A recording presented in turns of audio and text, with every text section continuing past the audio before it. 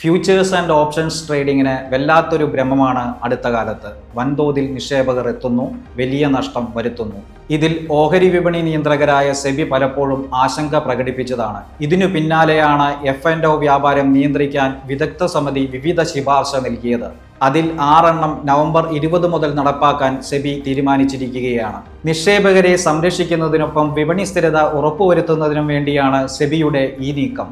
ആഴ്ചയിൽ ഓരോ എക്സ്ചേഞ്ചിലും 5 എക്സ്പയറികൾ വരെ അനുവദിച്ചിരുന്നത് ഒന്നാക്കിയിട്ടുണ്ട്.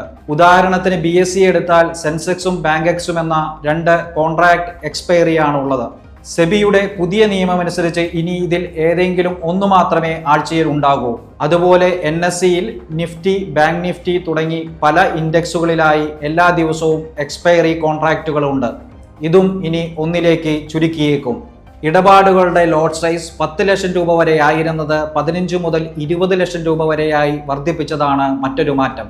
ചെറുകിട നിക്ഷേപകർക്ക് ഇനി മുതൽ F&O വിപണിയിൽ പങ്കെടുക്കണമെങ്കിൽ കൂടുതൽ നിക്ഷേപം നടത്തേണ്ടി വരും. ചെറുകിട നിക്ഷേപകരുടെ പങ്കാളിത്തം കുറയ്ക്കാനാണ് സെബി ഇതുവഴി ലക്ഷ്യമിടുന്നത്. എക്സ്പയറി ദിവസം ഓപ്ഷൻ വിൽക്കുകയാണെങ്കിൽ എക്സ്ട്രീം ലോസ് മാർജിൻ 2% കൂടി അധികം നൽകണം എന്നതാണ് മറ്റൊരു നിയമം.